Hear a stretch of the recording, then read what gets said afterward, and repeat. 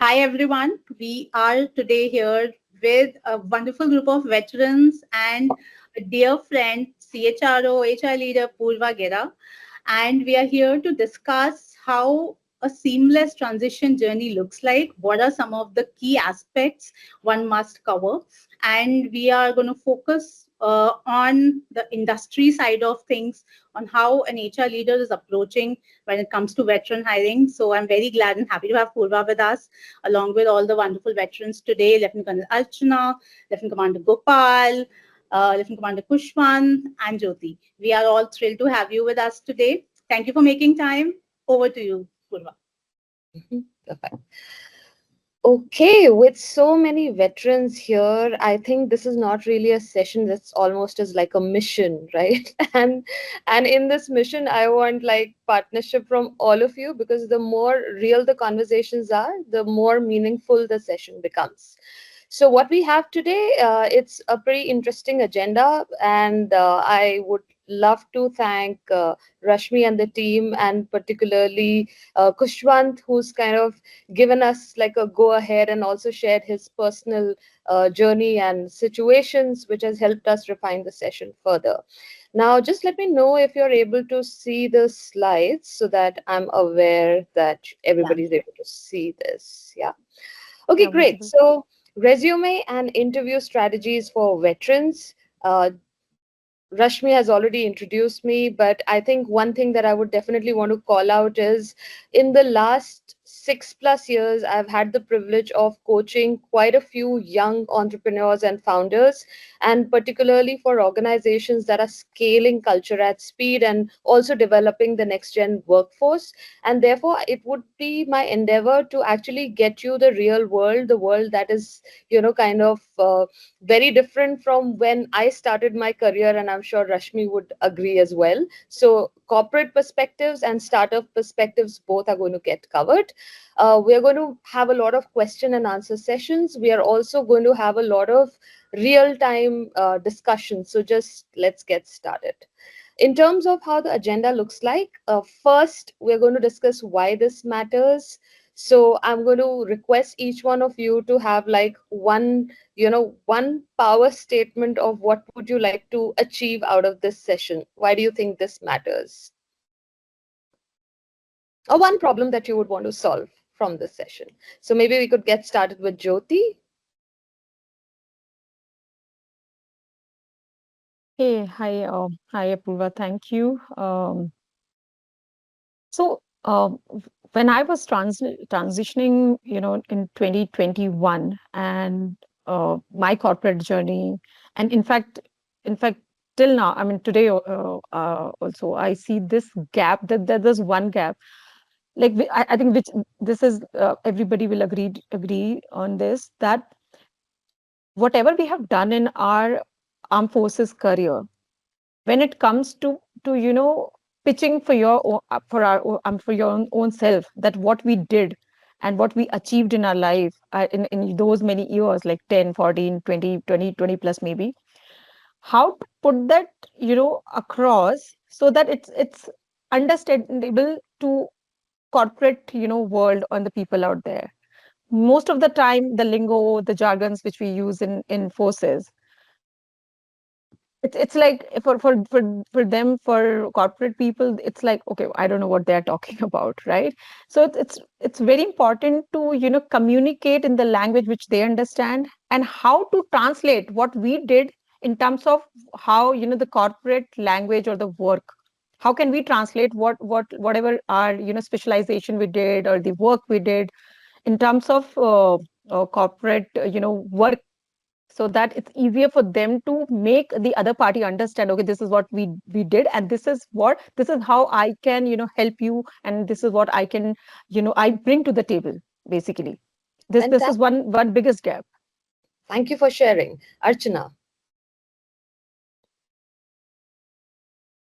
Yes, thank you, Purva, and thank you for giving this opportunity. So I am a recent actually who has taken this plunge and have been transitioning to corporate. So this is, of course, this matters a lot, and I'll again thank Rashmi for taking this initiative to provide this platform so that everyone can find out how to go, how to traverse this path so that it is easy for them. Right now, why did this matters? Because in Forge, in Army, now I have been there for 23 years, and since commissioning, we have done it all. We have done it all. If you say the inventory management, if you say looking the HR part, if you say I was in EME core, that is electronics and mechanical engineering. So we have managed the workshop. So we have seen the law department in the army. So you name it, and we have done it all. But of course, the corporate world, it is totally different. It is totally different. And when we are there and you name a, have you done this? So this initial doubt is there, which shouldn't be, but it is there, that we are good in what skill, in what part of the industry should we take plunge into.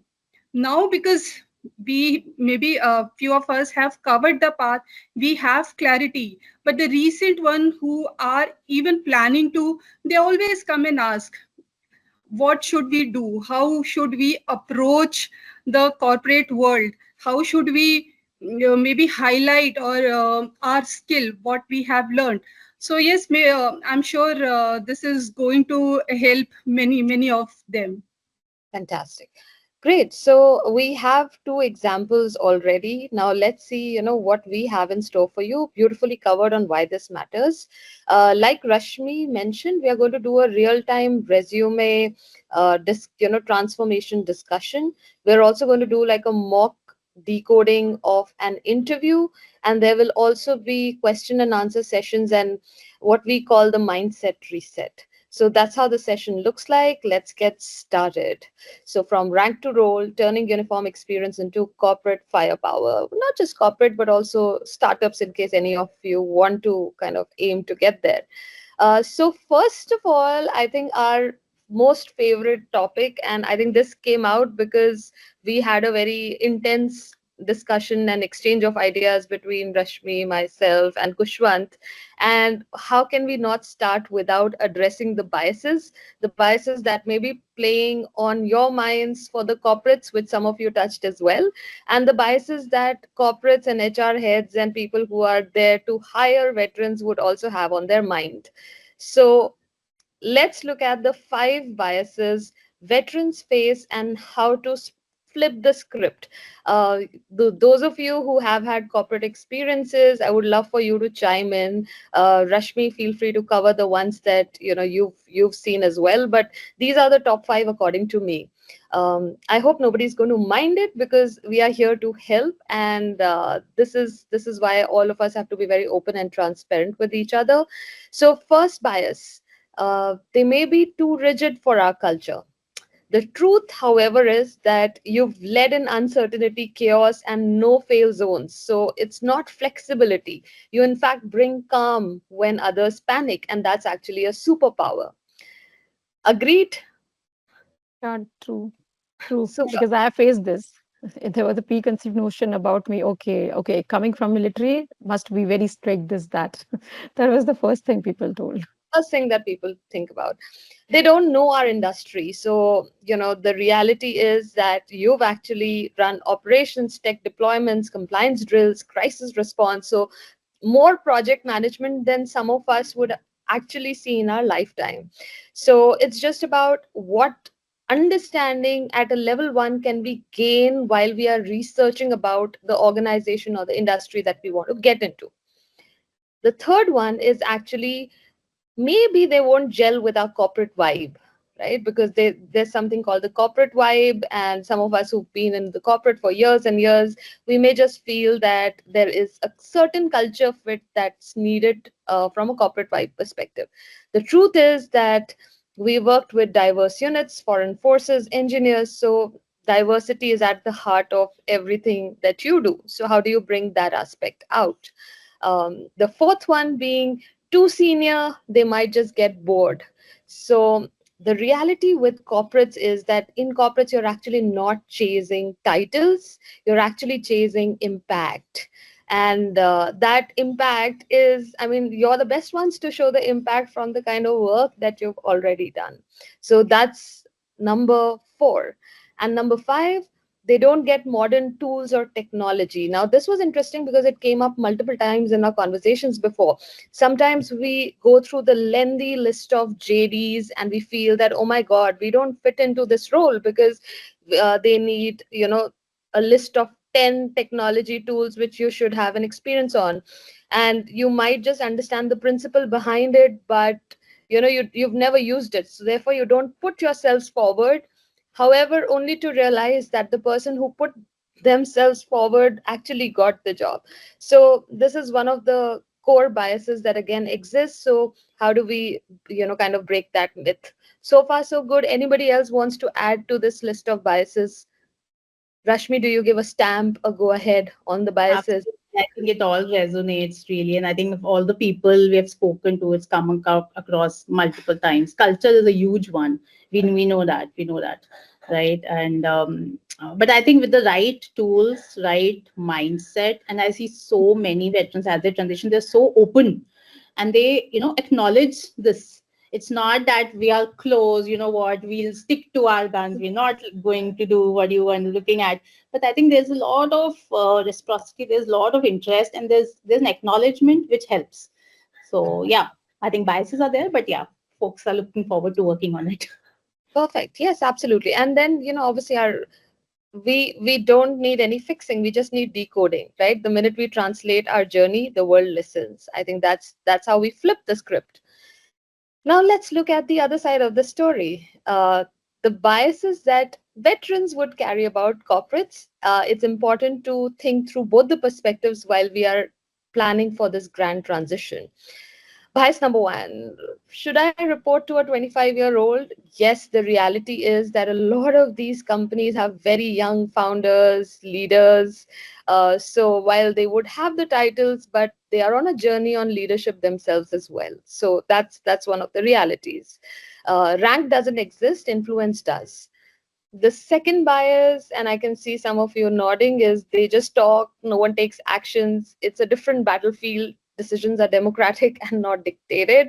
The third one is, and I think this one everybody is going to agree, it's the discipline aspect. How many of you, get really worked up if the meeting is, as supposed to be at an X time, and then you end up joining, waiting already, and people join in after 5 minutes, 10 minutes. I think Kushwant, you brought this point forward when we were having a conversation, right?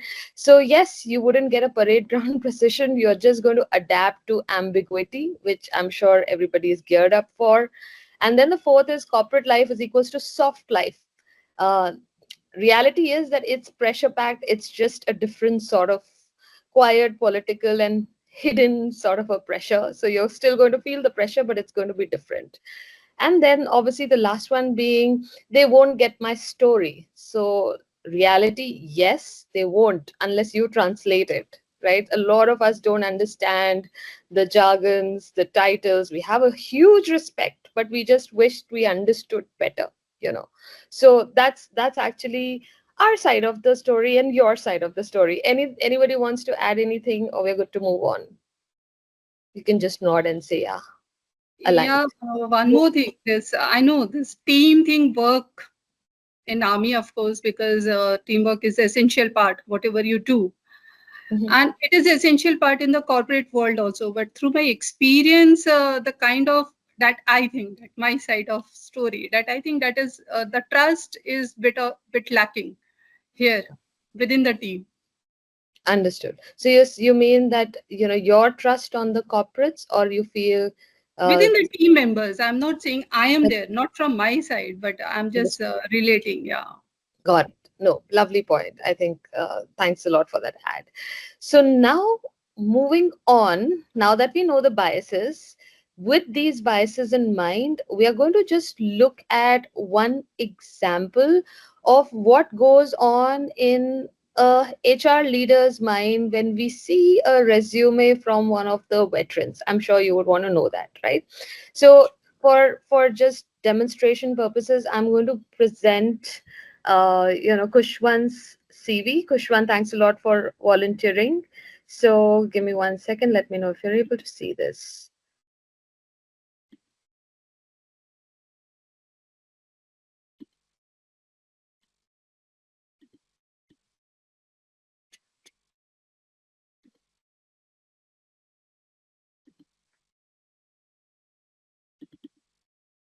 Can you see Kushwan's CV? No. Okay. I have shared 5 points that I have felt are relevant, but Okay. this morning I came across something and I thought I should share this. And before we start off with the CV preparation, I Mhm. have it ready. I just wanted to take 2 or 3 minutes to show before we start off a resume. Okay. Please go How, ahead. how, how important it is for your titles to be set up accordingly. I'll somewhere, meanwhile, whenever you ask me to share it, I'll do that. Okay, sure. Yeah, so when we are going to come on, after looking at your resume, some of the observations, I think it'll be great to bring it out there. Works? And I'll take the liberty to call upon Gopal because I know him very closely. So I'll ask him, how would he do that, ma'am, so that at least he is, it is engaging. Thank you, Huh, sir. interesting. Now, the only thing is that for some reason, Kushwan's CV is not visible. Give me 1 second. I'm trying to figure this out. Send it to me. Maybe just put it on chat. I'll try and opening this side. Okay, got it. Let me just email you 1 second, okay? I have shared two, ma'am. I don't know if you have the latest one. No, I have. The only thing is that it's not presenting for some technical glitch. I have some issue with Teams going on here. Rashmi, I'm sending it to you, okay?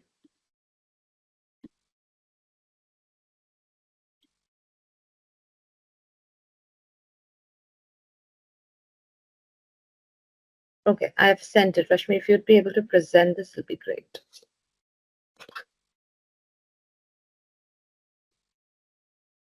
So when we look at the CV, what I would want us to do is just very quickly think like the head of HR for now. Some of you have experience from an HR perspective also, right? All you get is 30 seconds.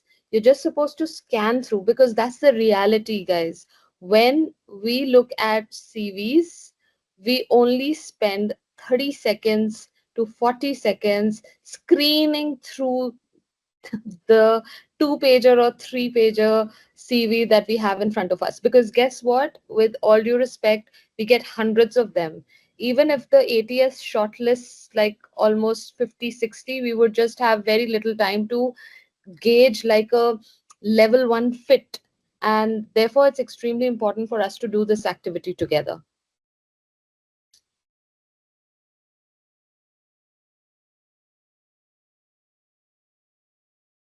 Can you see the document? No, Uh, we can see yours. This is exactly what was happening with me. Okay, is this better? We can only see No. your screen where Okay, give me. Teams. Yeah. Wait, I'll have to. ma'am, I think you would have shared the window and not the entire screen, ma'am. I did. No, I've shared the Otherwise, do you tab. want me to try doing it, ma'am? Just tell me It, when did I share the resume to you? mm, I am not recollecting. Shall I do it? Can you see? Yeah, Yes. now. yeah, we can. You Super. can. Thanks, Rashmi. Okay, great. Now this was just for demo purposes. So, but let's just quickly scan through 30 seconds.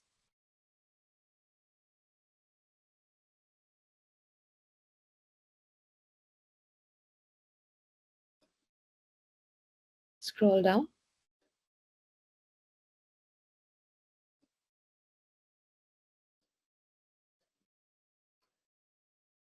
Scroll down.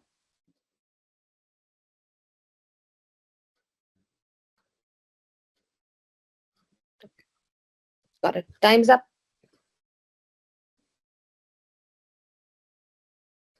Okay, thanks a lot, Rashmi. I'm just going to take back control. Yeah. So everybody's ready with the observations? One observation each, rapid fire, rapid fire. Okay. So if I was to say one red flag in this CV which you guys have got, and just use very few words, very few words. Loaded with the 4G jargons, full of 4G jargons. Beautiful. Yes. Next. So and that's what opposite to it. So we need to have some language which a corporate world can understand. The Okay. skills, yeah, skills needs to be highlighted in a way that they know, yes, this fits in our world. Okay. Got it. Understood. Lengthy paragraphs. It's Okay. thesis. Looks like Go- thesis. Gopal, would you want to share anything? Be the right person, ma'am, to ask, because when I have taken the bearing from the Kushwan sir, and I'm in the transitioning phase, so I really can't think as an HR. I don't have any corporate experience, so I mean, I'm not the right person to ask for this part. Okay, that's fine. Just randomly, anything, when you're I scrolling through. much of data, and the quantified data could be a bullet point where someone Lovely, can just. I mean, lovely. Yes, Rashmi, anything from you? Yeah, I think we've covered most of the things here. Just that I feel it's too verbose. We could cut down some English.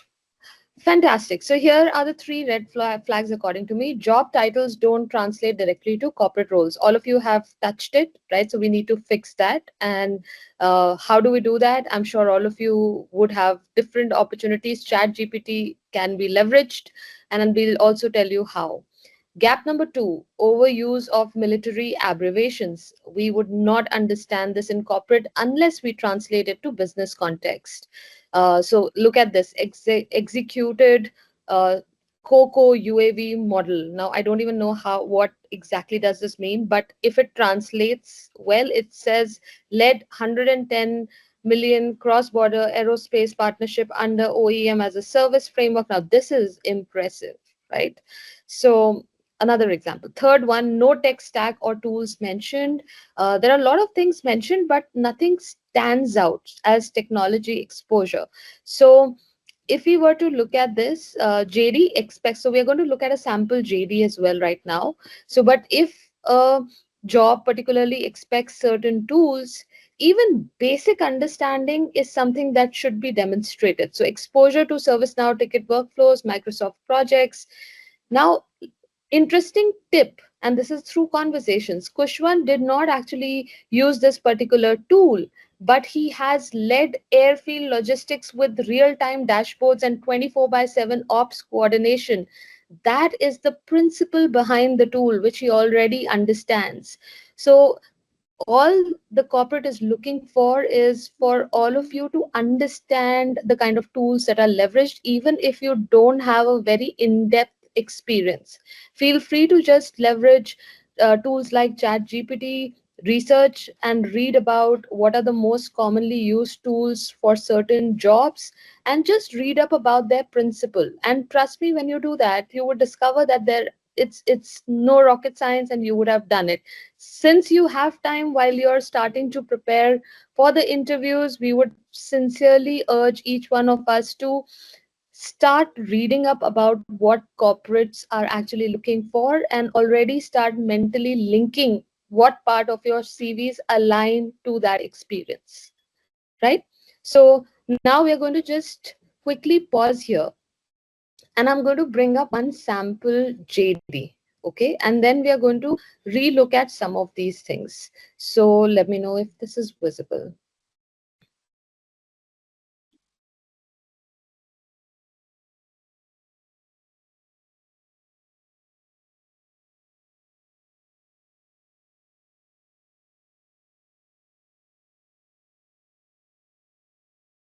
While Purva is pulling that, I see Atik has also joined. Thank you so much for joining in. We've kind of started about in a half an hour back, but we're in the middle of we're just getting started on the resume transformation piece.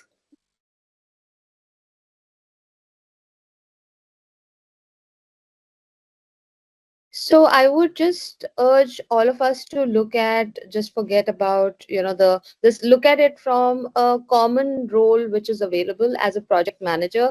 We have lots of such opportunities, right? Look at the principal responsibilities. Now, the same thing for 30 seconds, I would urge all of us to go through this job description, and then let's try and establish linkages from our experience to this job description. Okay, that's a hands-on activity that all of us must do. So quick screen through. Manage delivery of multiple projects and its related non-functional requirements, oversee project activities, work with business and IT stakeholders, program management team, manage risk throughout the life cycle of the project. A typical project management role would expect all of that. Report progress, contribute to and agree business transition plans, attend governance forums. Now look at this requirements: core IT project, strong understanding of service monitoring and alerting, PMP certification, strong communication, stakeholder management, strong experience in these tools, right? 30 seconds over. Now I'm going to get back to where we were. Anybody noticed any specific gaps, or maybe Kushwant, a reflection for you? If you were applying for this job description, what are some of the challenges that you actually face in terms of narrating your experience or linking your experience for this JD? Let's get started with that. And first, like identifying the key skills so that I mentioned them first, and the most prominent ones, because there are a set of at least some 10 different points. So I need to identify which key skills and then prioritize which is important as a relevance to the role as well as in job description as well. And then try to bring up the most relevant one probably as the first point or in the professional summary. Fantastic. Okay. Anything else? And also identifying the tools, for example, whatever I have hands-on exposure on, like for example, Jira.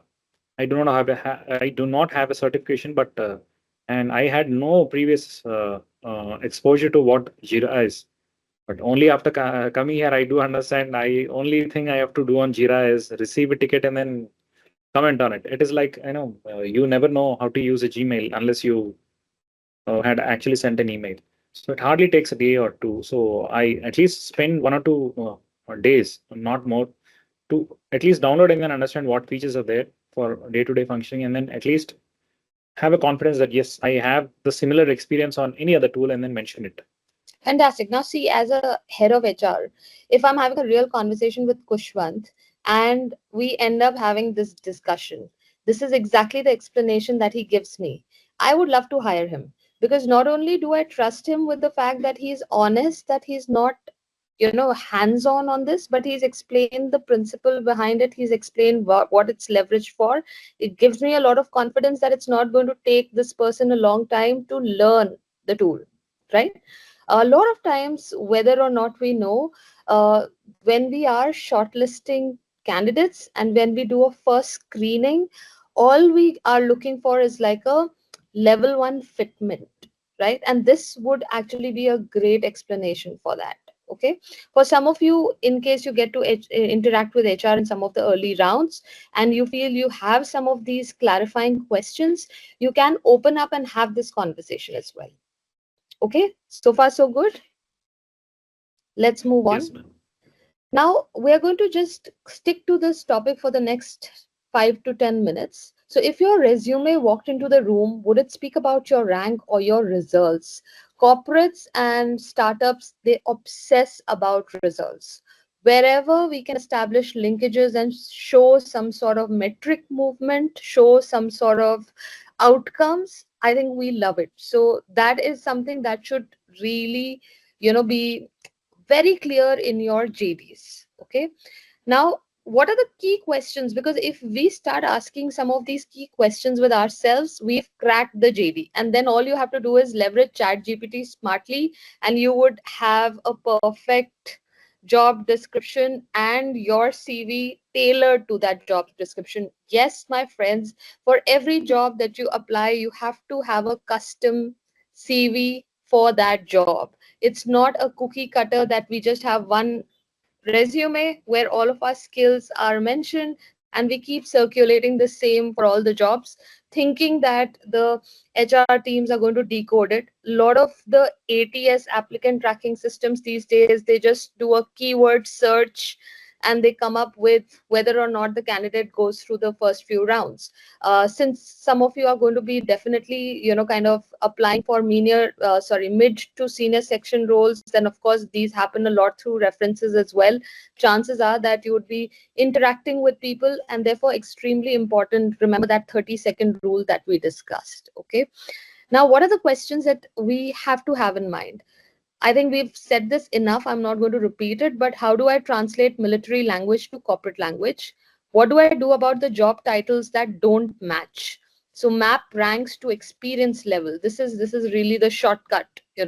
So whenever you're trying to identify one particular organization, understand their hierarchy or their scope and the way the roles are defined. Okay, you will then be able to translate your years of experience to what they are looking for.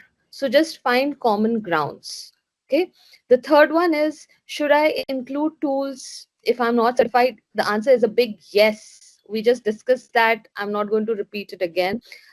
Fourth one, can I apply to jobs outside ops and program management? Yes, veterans can rock in sales, customer success, procurement, compliance.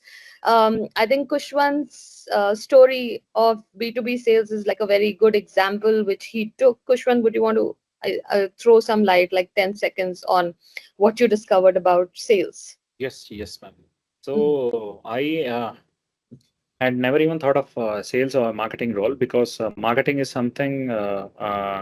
First, I did not know the difference between sales and marketing, and the most importantly, my seniors and all these people used to advise, yeah, sales and marketing roles. So, bilkul apply mat karna because it is like standing on a footpath and selling a SIM card or something. It is not like that.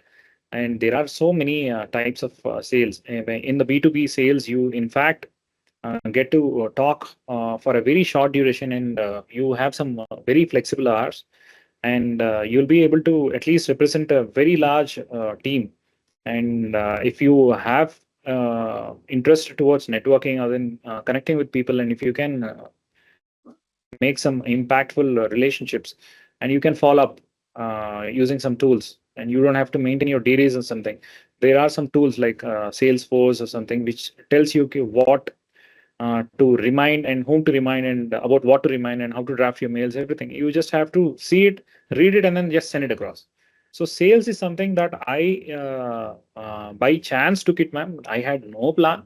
And then I thought, let me work for 2 to 3 months before my the same. I used to think because I am a UAV, that is unmanned aviation vehicle technical officer, so I'll go for that role. And before I get that offer, so 2 to 3 months, whatever it is, I'll spend some time here, take some money for maintenance is what I thought. But after coming here, I seriously consider sales as my primary roles that I can do very well. And coming to the most important part that most of us are concerned is how much money do we make. So sales is something that we really can make a decent amount of money, and also your incentives are going to be high, and your increments or whatever subsequently the hikes that you are going to get are actually something that I have understood that sales has at least 2 times being I'm mentioning the least. So that way you can make more money, and you don't have to break your head like in an ops role or something. I'm not against ops role, but I know that operations, when you head an operations and you take over everything, it is new things coming up every day, and you figure out ways to solve them and then chase them. But here, everything is done by a team. Your job is to go introduce and then just follow it and then close it. Yeah. So my suggestion is, do not go biased for any role, not just sales role, not just operations role. You try to understand how the work culture is, and then be open to every role. Yeah, absolutely. Thanks a lot. I think that was great. The fifth one is, what if I'm learning tech lingo and don't know the domain yet? So in that case, focus on the 3 C's: competency, curiosity, coachability. Of course, you have to, while applying for roles, since now your, approach is going to be that probably not restrict only to a particular type of job, then you should use a lot of curiosity to learn as much that is available about the role that you're going to get into. Yeah. So curiosity and competency, examples, they really help. More questions that you can ask: what KPIs can I use without revenue metrics? So I'm sure some of you have had such roles where you would not be able to quantify everything. Then how do you establish that relatability? There's a lot of coaching opportunities there as well. I know in paucity of time we will not be able to cover everything, but this is a topic in itself on when we don't have metrics to demonstrate, how do we establish those linkages? Should I include medals, deployments, rank achievements? Not critical from a corporate standpoint, but something that you're proud of, definitely. And how can you reinforce leadership scale or crisis management skills linked to it? Remember, less is more. So, 30-second rule: when you're scanning through your own CV, what stands out? If there's too much, then it's not going to stand out. And the right ATS words, because once your CV is ready, put it to chat gpt, put down the role that you're aspiring for and say, is this ATS friendly? Is my resume ATS friendly? Please ensure that you add ATS keywords so that if at all the system does the selection for you, your CV gets selected. Rashmi, anything that you would want to add to this? No, I think we are good here. Yeah. Great. I'm just conscious of the time. We have roughly about 15-20 minutes. We have a bunch of things to cover, but yeah, I think we are good. Yeah. Perfect. The next one is experience spans 15 plus years. Corporates want 8 to 10. Should I cut? Lead with relevance, not length. If you're not overqualified, your outcomes rich. Nobody, really worries too much about that. How do I explain short-term sabbatical after retirement and settlement? So look at it as transition planning or executive training. It's a legitimate way to frame it. There are different other ways as well. You can always reach out if you need help. Can I apply to sales, marketing, regulatory roles if I'm from tech? Yes, if your work involved negotiation, compliance, stakeholder management, or client interfacing.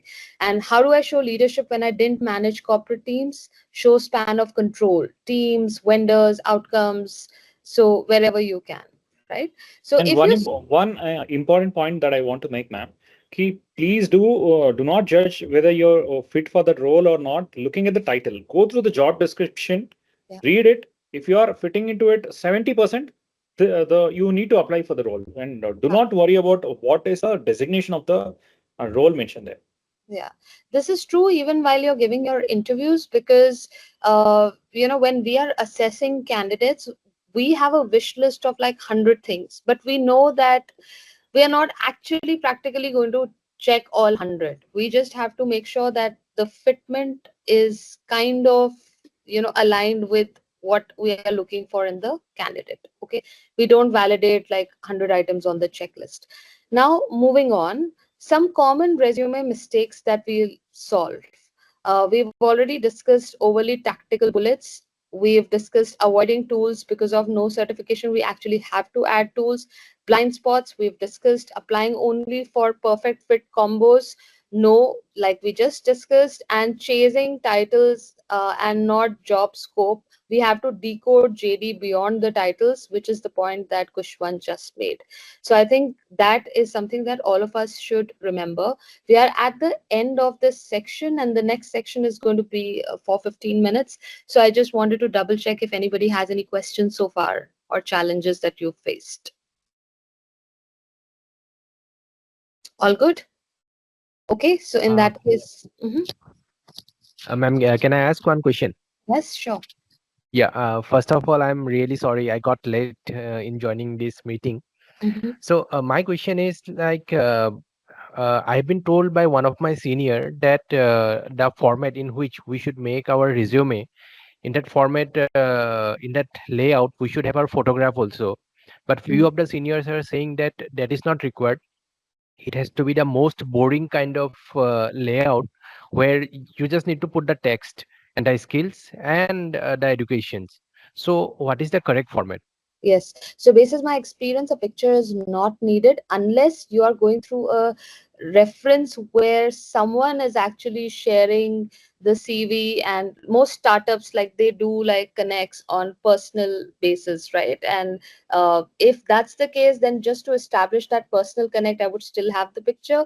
But mostly since it's ATS led, the mandate or the guidance to us is that avoid pictures. And you will get a lot of ATS friendly templates. There are a lot of, like I'll mention a few tools, no brand promotion because I'm not linked or associated with any of them, but Novo Resume, Canva, these are places where you find excellent templates which are ATS friendly. And yes, they should be decluttered, should not have it. A good template will force you to declutter your CV. So pick a template which is the neatest of all, which you would like to see if you're shortlisting someone. Always flip the script, then you'll have your answer. But thanks for the question, very meaningful. Yeah. I think you can definitely send in your questions later on as well, reflect on the CV section, and we'll be happy to answer them. Moving on to the interview strategies. If you've decoded CVs and the questions that need to ask yourself, a lot of this also will come in very easy for all of you. But here are the key questions which we want us to focus on while we are entering the interview rounds. Okay. Mostly people say, tell me about yourself. Okay. So think about not leading with rank or jargon, but lead with value. So, value wherever you can. Have you managed business stakeholders? So, we just looked at a sample CV. DRDO, HAL, IAF, these are what? These are high level partners. So, frame it in a way that the corporates are able to demonstrate it while you are experiencing a narration activity where you're supposed to summarize your experience and share. Okay, why should we hire someone without corporate experience? There's this bias that exists, so you're the one who's supposed to break the myth, and that is that the answer is that because you've operated in mission critical zero margin for error environments. These are words that corporates love. A lot of us are used to words like zero surprise operations, right? And it kind of directly ties back to what we want to achieve in ops roles. So leverage some of this and always remember the biases that exist. The reason why we did that bias session, because when you know the biases that exist in the corporate folks and their minds, you would be able to narrate your story in a fashion that fits in well with the frame. Okay, moving on. What is your biggest weakness? Personal tip: avoid saying I work too hard. Say that I'm learning to unlearn the command control styles and adapt to matrix teams, especially when the roles are pretty senior. And why are you moving into sales and customer success? I've built high trust stake negotiations. I'm wired for impact and relationships. I'm just picking out some practical examples to help you think through some of these responses. So moving on, what salary do you expect? Now I heard from our conversations earlier that this is really a question that's there on all of your minds and you would like an answer to this. So I think first thing is honesty, but at the same time I know that some of you want to go through a high level understanding of how compensations are designed in corporates. So are there exceptions to what they've specified, as the comp structure? The answer is yes, if you're great. Okay, but are there always exceptions, and exceptions to, like, let's say a 2x etc.? No. So understand the environment that you're getting in. If it's a startup, they have budgets sometimes, and if they really like the candidates, they have that flexibility. If it's a large scale corporate, things are fairly standard. Okay, but even in that standard there is a little bit of margin. So first of all, understand the scope and understand what is it that they are. A lot of HR folks are pretty open about sharing what their budgets are. So if you want to have that conversation upfront, you should. Else, at a stage where the time is right, maybe that's the time. Industry average, we don't recommend any industry averages etc in such sessions, but a lot of this information is available in case you guys want to read up about it. I think Kushwant has a question. Yeah. Ma'am, like I wanted to tell you, okay, because I've seen people answering to some interviews for the same question. Why should we hire you with no relevant experience? Is also has been asked. And so there are somebody who had been working in other industries, but they wanted to apply for a role in our company where it is employee commute. So what they were insisting was, okay, very convincing replies they do give. Okay, they build upon their relevant skills that they have honed in the previous role, and then they say, okay, even though I am not into the same sector or I am not having an experience in the corporate, you try to mention the skills that are relevant for that job description, which you have honed or which you have displayed in your previous role, or otherwise the knowledge that you have gained through whatever certifications that you have done in your PRC or the books that you have read also. Got it. So I think you can better answer that. You can. Why do you want to apply for this role without a corporate experience? Is something that you can actually prepare and then answer in a much better way. Yeah. So look, for all of you, these are things that everybody needs to think about. And before any interview, have your own answers and multiple versions of it also, right? These are most of the common questions that would appear, or some of the common recurring questions that we've seen from the previous, kind of interviews. So yeah, that's one approach. There can be many others. I would suggest that go for what you believe in. Like Um, for example, ma'am, I would like to add very shortly. Like if I was when I was asked what experience do I have in sales, I have not sold to anybody, but I bought purchased from many vendors, many OEM vendors, foreign vendors. So I have learned at least from the sales pitches or the sales introduction and how the sales guys behave. And I know the kind of patience that is required, and I have at least done the reverse procedure of sales. So at least in that way, you can bring out your experience relevant if really you don't have any relevant experience. Correct. And if you still feel, you probably don't fit in there, but you would like to know more, and, you're able to kind of relate like a similar sort of a experience, but are underconfident about it, be open and transparent and say you would like to learn more. Because a lot of time, people will give you the opportunity to ask questions. So I think you can frame it in a way where you want to learn more about what kind of, because sometimes JDs and conversations may not clarify it. So ask further clarifying questions where needed. We love these conversations also. See, people who are taking these interviews, they are humans as well. So as much as you want to join, they want to hire. So just remember that while you are still in doubt. I think Jyoti has a question. I'm going to take this question, but then we'll move on because I'm just concerned that we just have about 5 minutes left. So, Jyoti, over to you.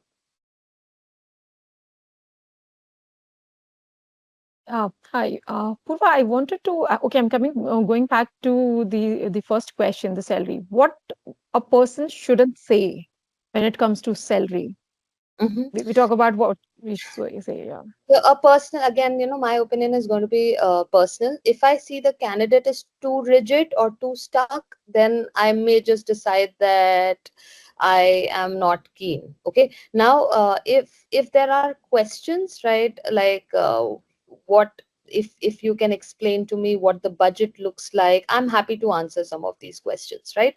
But at the same time, if there's too much of negotiation, especially at a stage where we haven't even reached like a point where we are clear that we want this candidate, then too much of discussion around salary may just put me off a bit. Okay, so pick Okay. the conversation at the right time. And yes, initially you can always ask clarifying questions just to know whether or not you fit in. A lot of countries outside of India are very kind of, there's a pay parity, and it's very clearly highlighted in terms of what the salary for that particular role along with the benefits are going to be. A lot of Indian companies still don't clearly highlight the budget, but they have the lot of additional benefits and stuff mentioned in the sections. What I would avoid is, don't start asking for inclusions and benefits while we still are not at the last stage, right? Like some of these things upfront may just not be the right time. Yeah. But Right. it's a session in itself. So I think this is something that we can actually, because there are lots of permutation combinations in this. And I would honestly always read up about the organization, try to meet a few people who work there, get more intel, and then kind of go prepared. I, So I this s- is, I specifically asked this question because sometimes when I talk to the very first conversation with any HR, the first time they're reaching out to me or something, and they ask, okay, what are your salary expectations? So my standard answer is, well, can we please park this question for later once I go through all the stages, interview stages. And I think I mean, after that, the answer is okay. I don't know if it's okay, it's right, or it's bad. Or, Um, Jyoti, for me as HR, like if a candidate is asking to park that question, um, and I specifically want to know, then I think it's not the right approach. That's my okay, personal opinion. I would rather say that in my previous role, like again, India is different. Like people still right. ask for what your previous salaries, etc., were. I Yeah, think there they was do. also a They do. conversation that in Forge it's very different, right? Because your base is going to be different, but there are so many additional perks. So how do you come up with like a number that kind of translates to corporate so that you don't miss out on the opportunity and there isn't enough gap? So therefore there are so many different things to consider that I would really like to address this in a separate section altogether. But know that some of those benefits also form a part of your total compensation, so there should be apples to apples. So if you see a huge mismatch between what you were getting as a consolidated view versus what this role is, then it's always better to say that obviously with our sort of way of living, our total compensation had a very important part of additional benefits, etc. I would love to know what your total budget is like for me to compare. It's okay to ask some clarifying questions. Okay, so long answer, but there So this isn't a many yes. juniors many juniors come and like they talk to us, ma'am, this is happening, and how should we tackle this question? Because again, they are coming with, like you rightly said, with all they add up everything, because the accommodation, because which we get inside the cantonment area only. So all of this added. So how do they approach this question? Yes, I So think it's a that's it's a tricky one. It's a tricky one, yeah. and therefore one size fit all doesn't work. But I would say yes, have a consolidated view of what you get, and also try to figure from that organization some of the colleagues that you can connect with, some of the people. It's quite transparent. Ambition box and some of these tools, they have the ratings and compensations mentioned. I think form an opinion and then approach it. You can always consult some people from the HR teams, etc., prior to this to figure out, in the same industry how things are. We can address this as a part of a separate session. Just I don't think we'll be able to look at all the approaches in this session here today, but it's definitely something to be considered. Yeah. Okay, so moving on, I think a few more questions, then we can actually look at the conclusion aspect of it. How do you handle failure? So again, we just don't want all the great things, but also maybe some of the missions that did not go as per plan. So how did you demonstrate agility? Corporates look at it, there are a lot of terms like fail fast, and how does a candidate demonstrate that? Extremely important, very important. We are constantly gauging whether or not the candidate is able to take feedback. And remember, my bias is that there is rigidity. So how do you positively look at feedback, and how do you also know that some of these flexibilities and resilience are needed in a new environment, right? You're coming from a very structured system. Are you going to be okay with ambiguity? This is playing on my mind all the time as HR, right? Because a lot of these startups and even corporates who've worked and been functional for years, the world has changed so much that even I can't give you like a 1 year 2 year roadmap. Things move very quickly now, even in corporates. So I want someone who's ready to work in ambiguity. SOPs may not be clear. We know that when we hire you, we'll say that there's a 30, 60, 90-day plan, but the reality is that a lot of times we want the candidate to step up and learn, right? So targeting this ambiguity question, extremely important. You've actually worked, you've not worked in fintechs, e-commerce, so why this role? So how can you best link military work to domain? And trust me, I've been experimenting while I was creating some of this content. Also, chat gpt version 4, again, if you give a lot of sample JDs and your own experiences, they will establish beautiful linkages. Okay, so just make sure that that persona is created, and then try and see how best those linkages can actually be leveraged for your interview. So it's just a very practical, handy tip. Moving on, I'm just going to then quickly summarize some of this since we are 1 minute up. Limiting beliefs and new narratives. So, all of us have to really create new narratives for each one of us to succeed as we are on this mission. Not going to read through all this, but extremely important ones. I need all the answers now. No, it's okay to learn on the job. So approach your own, kind of career transition this way as well. Only operations, we've discussed this multiple times, there are way too many rules. My work won't be respected. Your discipline and delivery are valued when translated right. Extremely important. So what are the mindset shifts and change management is key. So the key themes that each one of us should be aware of: entitlement to adaptability, move from rank based authority to influence based leadership; task doing to value framing, focus on business outcomes and not duties; from chain of command to collaboration, so embrace the matrix organizations and fluid hierarchies. I can't stress on this point enough. Fluidity of hierarchies. I think some of you who would have already been working in corporates, I'm sure you're going to nod your heads now. One job is equals to one identity. However, here it's not going to be your end goal. When you join, there are chances that you might absolutely hate the job. You might still get and learn so much out of it. And then the next job that you're going to get into in the corporate space, you're going to rocket kill it, right? It's absolutely fine. So be ready for that transition and that change. And mission certainty versus iteration culture. So lots of things are on the go. I've been to a lot of these senior leader meetings where the sprints get decided in that meeting itself, and within 2 to 3 weeks the sprints change again, and that's absolutely fine. Founders are operating in very ambiguous markets. So if we get frustrated with the change, we will not be successful, right? So some of these things we must all be aware of. And last but not the least, let's not fit in, let's lead with who we are. That's the message I would like to leave us with. I'm just going to pause here. We are 4 minutes over. I know this group loves being disciplined. So anything else that anyone wants to add for a minute, else we can conclude.